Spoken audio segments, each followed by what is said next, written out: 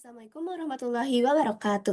Halo semua, nama saya Alia Mardatila Sofwan dengan NIM J0403251148 dan dari kelas TPL B1. Di sini saya akan menjelaskan tentang quicksort dan juga akan melakukan live coding tentang quicksort juga. Tapi pertama-tama di sini saya akan menjelaskan apa sih quicksort itu. Jadi, quicksort adalah algoritma pengurutan atau sorting yang bekerja dengan cara yang pertama memilih satu elemen sebagai pivot atau titik tumpu dan mengambil angka tersebut menjadi angka tengah. Yang kedua, membagi data menjadi dua bagian atau partisi, data yang lebih kecil dari pivot dan juga data yang lebih besar dari pivot. Yang ketiga, mengurutkan masing-masing bagian secara rekursif, dan yang terakhir, menggabungkan kembali hingga seluruh data terurut. Quicksort termasuk algoritma divide dan juga conquer. Artinya, data dibagi, diselesaikan sebagian-sebagian, dan juga digabungkan kembali. Di sini saya mempunyai contoh kasus dan saya akan menjelaskan bagaimana cara penyelesaiannya menggunakan quicksort. Jadi, ya langkah yang pertama, kita akan membandingkan dengan pivot. Semua angka akan dibandingkan dengan 8. Angka yang lebih kecil dari 8 akan dipindahkan ke sebelah kiri, dan juga angka yang lebih besar dari 8 akan dipindahkan ke sebelah kanan. Jadi, dari data ini, 3, 4, 2, 6, 5, dan 7 itu lebih kecil dari 8, maka akan pindah ke kiri. Selanjutnya, 9 lebih besar dari 8, maka akan pindah ke sebelah kanannya 8. Nah, sekarang 8 sudah berada di posisi yang benar. Langkah kedua yaitu rekursi ke bagian kiri. Quicksort bekerja secara rekursif, artinya proses yang sama diulang lagi pada bagian yang belum terurut. Kita akan fokus ke bagian kiri terlebih dahulu. 3, 4, 2, 6, 5, dan 7. Di sini kita akan pilih pivot baru. Misalnya kita akan mengambil 2 sebagai pivot yang baru. Kita bandingkan semua angka dengan 2. Tidak ada yang lebih kecil dari 2, dan semua angka lainnya lebih besar dari 2. Maka 2 akan berada di posisi yang paling kiri. Nah, dipindahkan ke sebelah sini. Oke.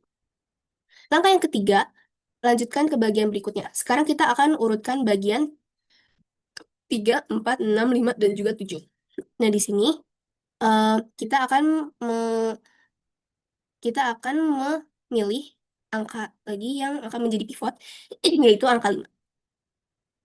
Di sini 6 itu lebih besar daripada 5, maka akan dipindahkan ke sebelah kanannya 5. Seperti ini, dan hasilnya akan seperti ini jika semua sudah terurut. Selanjutnya ada time complexity dari quicksort.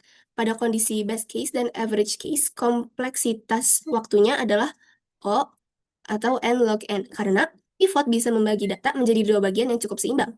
Namun pada worst case, kompleksitasnya menjadi O N kuadrat, yaitu ketika pivot selalu menjadi nilai paling kecil atau paling besar sehingga pembagian data menjadi tidak seimbang. Jadi kesimpulannya, kompleksitas quicksort adalah O N log N untuk best dan average case, dan O N kuadrat untuk worst case. Baik, di sini saya akan melakukan live coding yang akan berisi tentang quicksort. Yang pertama, kita akan membuat fungsi quicksort. Nah, di dalam fungsi ini akan menerima 3 parameter, yaitu R adalah data yang akan diurutkan, left yaitu batas kiri, dan juga right yaitu batas kanan. Di dalamnya kita akan membuat if, artinya program hanya akan berjalan kalau bagian array tersebut masih memiliki lebih dari satu elemen. Kalau tinggal satu elemen berarti sudah otomatis terurut dan tidak perlu diproses lagi. Kemudian,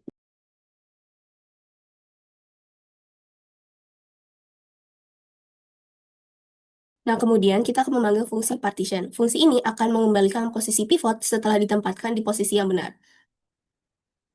Setelah itu kita akan memanggil quicksort lagi untuk bagian kiri pivot dan bagian kanan pivot.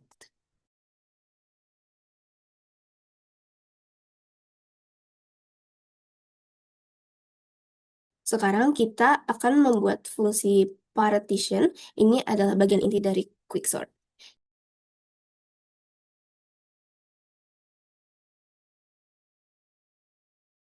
Nah, di sini kita akan dimulai dari kiri yang didefinisikan dengan I, dan juga J dimulai dari kanan, tapi satu langkah sebelum pivot. Sini pivot diambil dari elemen paling kanan, jadi pivot ini adalah angka pembanding.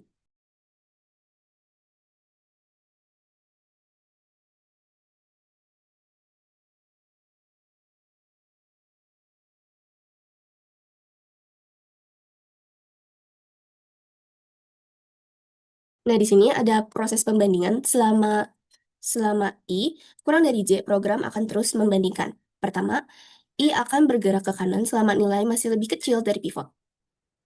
Kedua, J akan bergerak ke kiri selama nilainya lebih besar atau sama dengan pivot. Kalau kalau I dan J menemukan angka yang salah posisi, maka keduanya akan ditukar.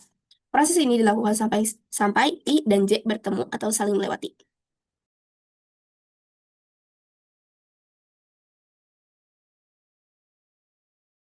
Di sini kita akan menempatkan pivot. Setelah perulangan selesai, program akan mengecek. Kalau nilai di posisi I lebih besar dari pivot, maka pivot akan ditukar ke posisi tersebut. Dengan begitu, pivot sudah berada di posisi yang benar dalam array. Lalu, fungsi mengembalikan posisi pivot tersebut. Sini kita akan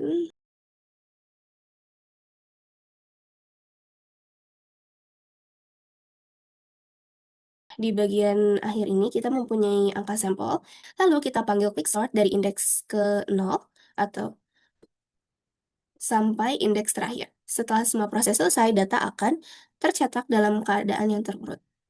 Kita akan run. Di sini ada hasil yang benarnya. Di sini angka-angka tersebut sudah terurut dengan benar dari yang terkecil menjadi yang terbesar. Jadi, kesimpulannya, quicksort bekerja dengan memilih pivot, membagi data menjadi kiri dan juga kanan, menempatkan pivot di posisi yang benar, mengurutkan bagian kiri dan kanan secara rekursif sampai seluruh data terurut. Sekian presentasi atau video dari saya. Terima kasih sudah mendengarkan. Wassalamualaikum warahmatullahi wabarakatuh. Dadah!